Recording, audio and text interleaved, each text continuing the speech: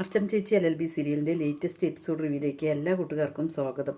JKയോട് ദീപ്തി ഇങ്ങനെ ദേഷ്യപ്പെടുകയാണ് കേട്ടോ. നിങ്ങൾ എന്തിനാ അവളുടെ പിന്നിൽ ഇങ്ങനെ നടന്ന് ശല്യം ചെയ്യണത്? അവൾ നല്ലൊരു അഡ്വക്കേറ്റാണ്, അവൾക്ക് പേരും പ്രശസ്തിയുണ്ട്. നിങ്ങളിങ്ങനെ ശല്യം ചെയ്യരുത്. നിങ്ങളുടെ ഉദ്ദേശം എന്താണെന്ന് എനിക്കറിയാം. അത് നിങ്ങൾ എല്ലാ കാര്യവും പറഞ്ഞു, പക്ഷേ നിങ്ങൾ ആ കാര്യം മാത്രം പറഞ്ഞില്ലല്ലോ. കരിമുടി പ്രശ്നങ്ങൾ നിങ്ങൾ പറഞ്ഞില്ലല്ലോ. അവൾ എല്ലാ കാര്യങ്ങളും എന്നോട് പറഞ്ഞിട്ടുണ്ട്. അവളുടെ ഫോട്ടോസോ വീഡിയോസോ എന്തെങ്കിലും നിങ്ങളുടെ കയ്യിലുണ്ടോ? നിങ്ങൾ അതുകൊണ്ടാണോ ബ്ലാക്ക്മെയിൽ ചെയ്യുന്നത് എന്നിങ്ങനെ ചോദിക്കുകയാണ് കേട്ടോ. അതേസമയം JK പറയണം, ഓഹോ ഇങ്ങനെയൊക്കെയാണോ കാര്യങ്ങളെല്ലാം പറഞ്ഞു. ഞാനങ്ങനെ വിചാരിച്ചു ഒരു സ്ത്രീകൾ രഹസ്യം സൂക്ഷിക്കാൻ കഴിവുണ്ട് എന്ന്. പക്ഷേ ഞാൻ വിശ്വസിച്ചത് എൻ്റെ വിശ്വാസം തെറ്റാണ്. ആ കാര്യങ്ങളെല്ലാം നിങ്ങളോട് പറഞ്ഞല്ലോ. അപ്പോൾ അർച്ചനയെക്കുറിച്ചുള്ള കാര്യങ്ങളെല്ലാം ഞാൻ വിചാരിച്ച പോലെയല്ല എന്നിങ്ങനെ JK പറയണം കേട്ടോ. നല്ലൊരു സ്ത്രീയാണ് എന്നാണ് ഞാൻ നിങ്ങളെക്കുറിച്ച് കരുതിയത്, പക്ഷേ അതങ്ങനെ മാറിപ്പോയി എന്നിങ്ങനെ പറയുകയാണ്. അതേസമയം അർച്ചന വന്നിട്ട് പറയുന്നുണ്ട്, ദീപ്തി നീ എന്തിനാ അങ്ങനെയൊക്കെ സംസാരിച്ചത്? അങ്ങനെ സംസാരിക്കണ്ടായിരുന്നു എന്നിങ്ങനെ പറയണം കേട്ടോ. JK അങ്ങനെ ദേഷ്യത്തോടെ പോവുകയെന്നിട്ട് അതിനുശേഷം ദീപ്തിയോട് അർച്ചന പറയുന്നുണ്ട്, ഇതൊന്നും വേണ്ടായിരുന്നു എന്നിങ്ങനെ പറയുകയാണ്. അതേസമയം വിജയശങ്കറോട് ജഗദീഷ് വക്കീലും രവികുമാറും എല്ലാം കൂടി സംസാരിക്കുകയാണ്. ആ JK വന്നു, അവിടെ എന്തൊക്കെയോ പ്രശ്നങ്ങളുണ്ട് തോന്നുന്നു. അയാൾ തട്ടിക്കയറിയിട്ടാണ് സംസാരിക്കുന്നത് കണ്ടത്. അത് കേസിൻ്റെ കാര്യമാണെന്നൊന്നും തോന്നുന്നില്ല എന്നിങ്ങനെ പറയണം കേട്ടോ. വേറെ എന്തോ ഇടപാടുണ്ട് എന്ന് തോന്നുന്നു എന്നിങ്ങനെ ജഗദീഷ് വക്കീൽ ഇങ്ങനെ പറയണം കേട്ടോ. അതേസമയം വേറെന്ത് ഇടപാണ്? അങ്ങനെ സ്ത്രീകളുടെ അടുത്തുള്ള കാര്യങ്ങളൊന്നും അർച്ചനയുടെ അടുത്ത് നടക്കില്ല. അർച്ചനയുടെ അടുത്ത് എന്ത് കാര്യങ്ങൾ നടത്തിയാലും മോശപ്പെട്ട രീതിയിൽ ആര് സമീപിച്ചാലും അവൾ ഒരിക്കലും അങ്ങനെ സമ്മതിക്കില്ല. അവളെ അങ്ങനെ പറഞ്ഞു കഴിഞ്ഞാൽ നമുക്ക് തന്നെ അറിയാം അതിൻ്റെ ഭവിഷ്യത്ത് എന്താണെന്നുള്ളതെന്ന്. അതേസമയം ജഗദീഷ് വക്കീൽ ഇങ്ങനെ ആലോചിക്കണം കേട്ടോ. ജഗദീഷ് വക്കീൽ അർച്ചനയോട് ഇങ്ങനെ പ്രപ്പോസൽ പറഞ്ഞതും അതിന് ശേഷം ഉണ്ടായതൊക്കെ അത് ആലോചിക്കുന്ന സമയത്ത് വിജയശങ്കർ ചോദിക്കുന്നത്, എന്താ നീ ആലോചിക്കണം ജഗദീഷ്? ഒന്നുമില്ല, ഞാൻ പഴയ കാര്യം ഇങ്ങനെ ആലോചിച്ചതാണ് എന്നിങ്ങനെ പറയണം കേട്ടോ. അതേസമയം എങ്ങനെയെങ്കിലും അവിടുത്തെ കാര്യങ്ങളെല്ലാം നിങ്ങൾ മനസ്സിലാക്കണം എന്നിങ്ങനെ വിജയശങ്കർ വക്കീലന്മാരോട് പറയണം കേട്ടോ. അവളവിടെ ബാർ അസോസിയേഷൻ്റെ ഇതിന് അർച്ചന മത്സരിക്കാൻ നിൽക്കുന്നുണ്ട് എന്ന് രവികുമാറും ജഗദീഷും പറയുന്നുണ്ട്. അതെന്തായാലും നടക്കില്ല എന്നെല്ലാം പറയണം കേട്ടോ. അതിനുശേഷം അർദ്ധവും മൂന്തനും കൂടിയിട്ട് ഇങ്ങനെ കടയിലേക്ക് പോകുകയാണ് കേട്ടോ. ആ സമയത്ത് ഒരു പഴക്കൊല അവിടെ തൂങ്ങുണ്ടാകും കടയിൽ. അത് കാണുമ്പോൾ അനന്തം പറയുന്നുണ്ട്, അത് നല്ലൊരു കൊലയാണ്, നമുക്കത് വാങ്ങാം എന്ന് പറഞ്ഞിട്ട് അവർ ബൈക്ക് നിർത്തുകയാണ് കേട്ടോ. ബൈക്ക് നിർത്തിയിട്ട് ആ കടയിൽ പോയിട്ട് ആ വാഴക്കൊല ഇങ്ങനെ ചോദിച്ചുകൊണ്ട് നിൽക്കുകയാണ്. അതേസമയം കടക്കാരൻ പറയേണ്ടത് നിങ്ങൾ കൊണ്ടുപോയിക്കോ, അതിന് ശേഷം പൈസ എന്താണെന്ന് വെച്ചാൽ തീരുമാനിക്കുക എന്നിങ്ങനെ പറയുകയാണ്. അതേസമയം അവരുടെ ബൈക്ക് അവിടെ വണ്ടി നിൽക്കുന്ന അടുത്തേക്ക് രണ്ട് പയ്യന്മാർ ബൈക്കും കൊണ്ട് വന്നിട്ട് അവരുടെ വണ്ടിയിൽ ഇങ്ങനെ ഉരസുകയാണ് കേട്ടോ. അത് കാണുമ്പോൾ അനന്തുവിന് അങ്ങനെ ദേഷ്യം വരും കേട്ടോ. അനന്ത് പോയിട്ട് ഇങ്ങനെ തർക്കിക്കുകയാണ് അവരുടെ അടുത്ത്, നിങ്ങളെന്താ അങ്ങനെ വണ്ടിയിൽ ഇടിച്ചത്, എന്താ കാരണം എന്നെല്ലാം അങ്ങനെ പറയുകയാണ്. അതേസമയം അവർ പറയുന്നുണ്ട്, ഞങ്ങൾ പോകുന്ന വഴിക്ക് ഏത് വണ്ടി കണ്ടാലും ഞങ്ങളതിൽ ഉരസും, അതാണ് ഞങ്ങളുടെ സ്വഭാവം എന്നിങ്ങനെ പറയുകയാണ്.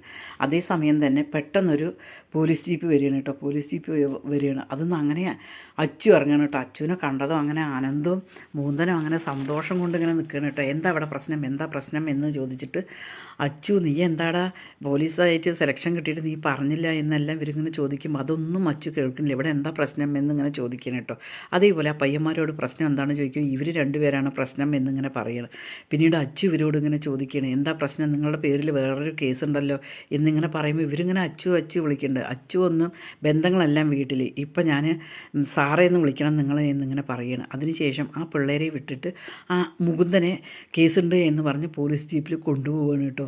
അതിങ്ങനെ കാണുകയാണ്. പക്ഷേ ഇത് നമ്മുടെ ചിന്നുമോൾ സ്വപ്നം കാണുകയാണ്. പെട്ടെന്ന് കുഞ്ഞമ്മാവ കൊണ്ടുപോകരുതേ എന്ന് പറഞ്ഞിട്ട് ചിന്നുമോൾ കരയാണ് കേട്ടോ. അർച്ചന എണിച്ചിട്ട്, എന്താ മോളെ എന്താ പറ്റിയത് എന്നിങ്ങനെ ചോദിക്കുമ്പോൾ ചിന്നു പറയണേ, ഞാനിങ്ങനെ സ്വപ്നം കണ്ടതാണ് അമ്മേ, മൂന്തമാമനെ കൊണ്ടുപോകണത് കണ്ടു കുഞ്ഞമ്മാവൻ എന്നിങ്ങനെ പറയണം കേട്ടോ. അതൊരിക്കലും ഉണ്ടാവില്ല, നീ അത് വെറുതെ അല്ലേ, അച്ചു ഇപ്പോൾ വന്നിട്ടില്ലല്ലോ, അവനൊരു പോലീസ് സെലക്ഷനും കിട്ടിയിട്ട് വന്നിട്ടുമില്ല. നിൻ്റെ അമ്മാവനാണെങ്കിൽ എവിടെയുണ്ട്, പിന്നെ അവനെ അങ്ങനെ അറസ്റ്റ് ചെയ്ത് കൊണ്ടുപോയി പറഞ്ഞാൽ ഞാൻ വക്കീലായിട്ട് ഇവിടെ ഇല്ലേ, ഞാൻ അവനെ കൊണ്ടുവരില്ലേ എന്നെല്ലാം പറഞ്ഞ് ആശ്വസിപ്പിക്കുകയാണ് കേട്ടോ. പിന്നീട് നീ സ്വപ്നമാണ് കണ്ടിരിക്കുന്നത്, ഒരിക്കലും സ്വപ്നം നടക്കില്ല മോളെ, അതൊന്നും കുഴപ്പമില്ല, നീ ദൈവത്തെ വിചാരിച്ച് കിടക്കുക എന്ന് പറഞ്ഞിട്ട് അർച്ചന മോളെ സമാധാനിപ്പിക്കുകയാണ് കേട്ടോ.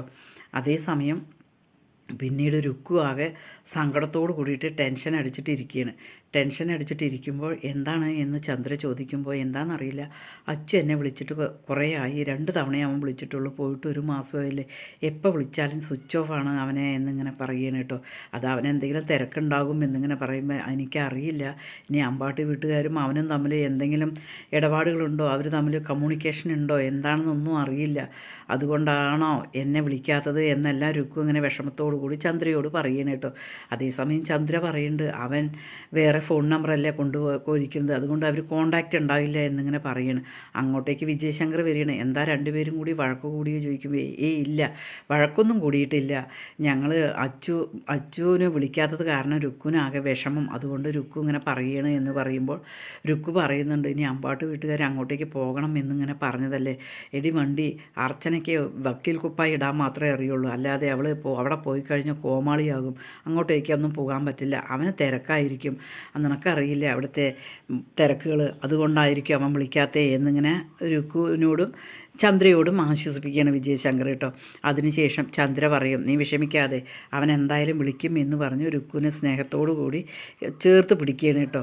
പിന്നീട് അമ്പാട്ടി വീട്ടിലെ എല്ലാവരും കൂടി ചിന്നുമോളും ഇങ്ങനെ പറയുന്നുണ്ട് അമ്മ ഇങ്ങനെ പോണ കാര്യം പറഞ്ഞതാണല്ലോ, കുഞ്ഞമ്മാവനെ കാണാൻ പോണ കാര്യം, പിന്നെ ആ കാര്യത്തെക്കുറിച്ച് ഒന്നും പറയുന്നില്ലല്ലോ എന്നിങ്ങനെ പറയുമ്പോൾ രമ്യയും പറയാണ് ശരിയാണ് ചേച്ചി, അതിനെക്കുറിച്ച് പിന്നെ ഒന്നും പറഞ്ഞില്ലല്ലോ പോണ കാര്യങ്ങളൊന്നും, പക്ഷെ പോകുന്നില്ല എന്നുണ്ടെങ്കിൽ എന്തെങ്കിലും കാരണങ്ങളുണ്ടാകും എന്നിങ്ങനെ അവർ പറയണം കേട്ടോ.